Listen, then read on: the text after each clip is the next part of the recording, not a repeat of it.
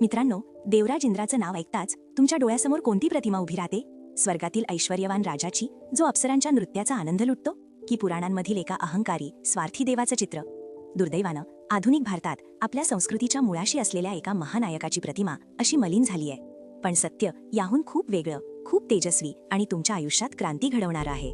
ऋग्वेदात सांगितलं आहे, ओम इंद्रो राजा जगतो य ईशे सप्तरश्मीर वृषभः तुविष्मान.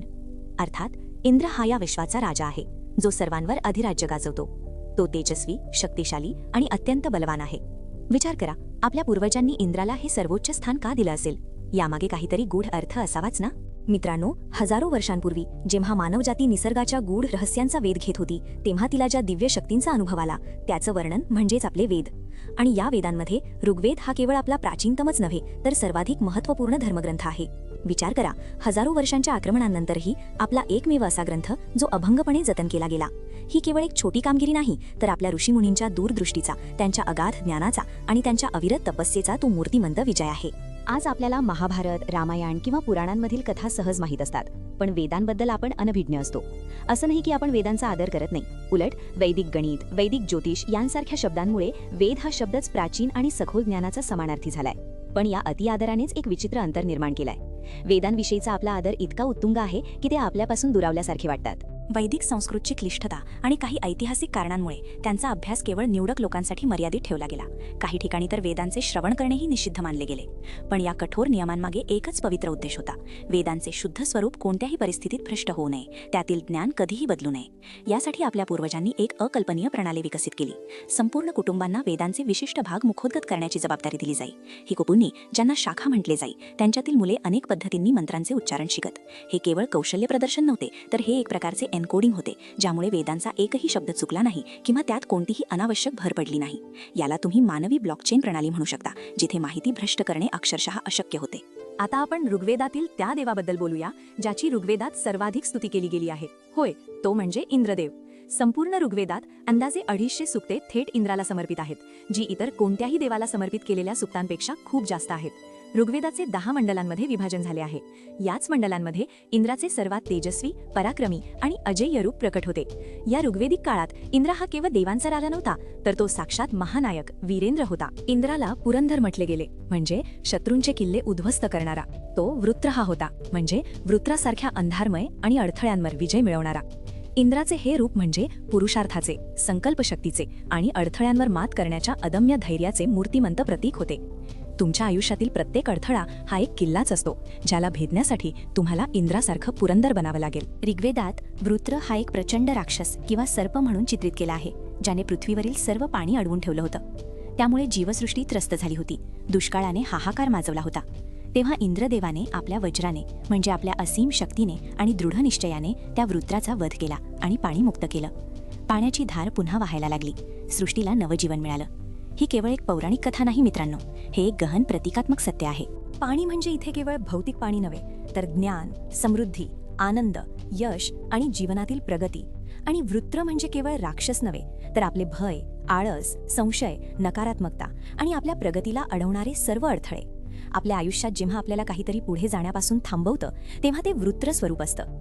इंद्रदेव आपल्याला शिकवतात की अशा स्थितीत हताश न होता वज्र धारण करून, म्हणजेच आपल्या आंतरिक सामर्थ्यावर विश्वास ठेवून त्या अडथळ्यांवर प्रहार केला पाहिजे.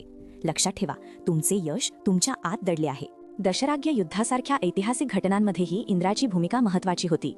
ऋषी वसिष्ठांनी रचलेल्या 7व्या मंडलात इंद्राने कशाप्रकारे राजा सुदासला 10 आदिवासी जमातींच्या युतीवर विजय मिळवून दिला, याचे वर्णन आहे. इंद्राने सुदासच्या शत्रूंना पाखरांप्रमाणे पांगवले.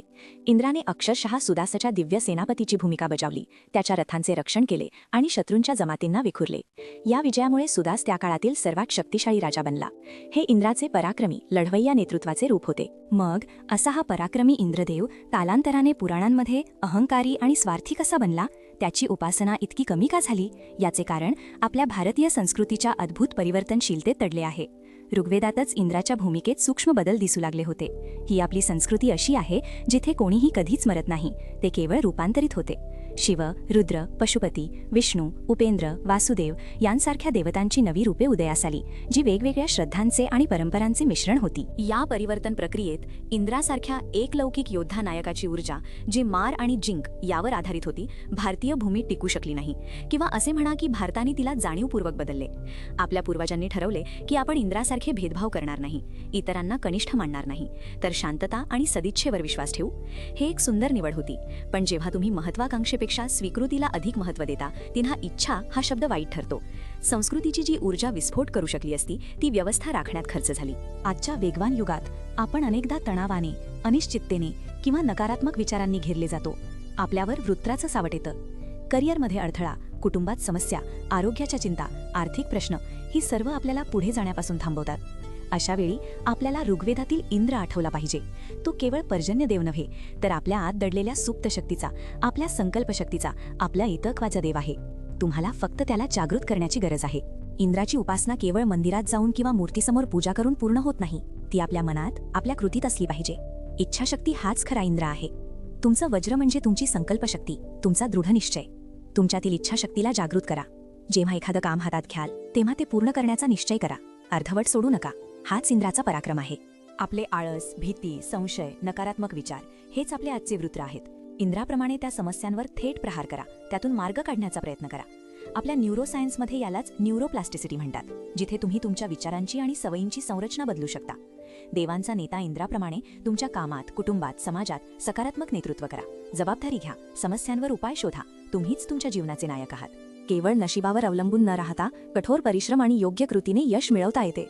भगवान श्रीकृष्ण गीतेत सांगतात, कर्मण्येवाधिकारस्ते मा फलेषु कदाचन.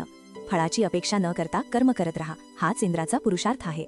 इंद्र पर्जन्य देव असल्याने निसर्गाशी कृतज्ञता आणि आदर व्यक्त करणे ही त्याची खरी उपासना आहे. आपल्याकडे जे काही आहे त्यातला काही भाग गरजूंसोबत वाटून घ्या. हीच इंद्राची दानशूरता आहे. कारण देवाने तुम्हाला दिले आहे ते इतरांना देण्यासाठीच. मित्रांनो, ऋग्वेदाने इंद्राला एक प्रेरणादायी महानायक म्हणून पाहिलं होतं.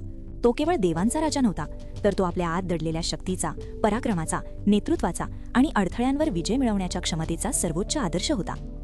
आधुनिक भारत जेव्हा या इंद्राला विसरतो, तेव्हा तो आपल्या स्वतःच्या आंतरिक शक्तीला, आपल्या पुरुषार्थाला विसरतो. आपण हे समजून घेतले पाहिजे की इच्छा हा शब्द वाईट नाही. महान होण्याची, सर्वोत्तम बनण्याची इच्छा ही एक उदात्त भावना आहे. ही शक्ती आजही तुमच्यात आहे. इंद्र आजही जिवंत आहे. तुम्हाला फक्त त्याला ओळखण्याची गरज आहे. नहि ज्ञानेन सदृशम पवित्रमिह विद्यते. म्हणजेच या जगात ज्ञानासारखे पवित्र दुसरे काहीही नाही. ज्ञानानेच आपले आंतरिक इंद्र जागृत होते आणि आपण आपले वृत्र जिंकतो. ओम नमः शिवाय.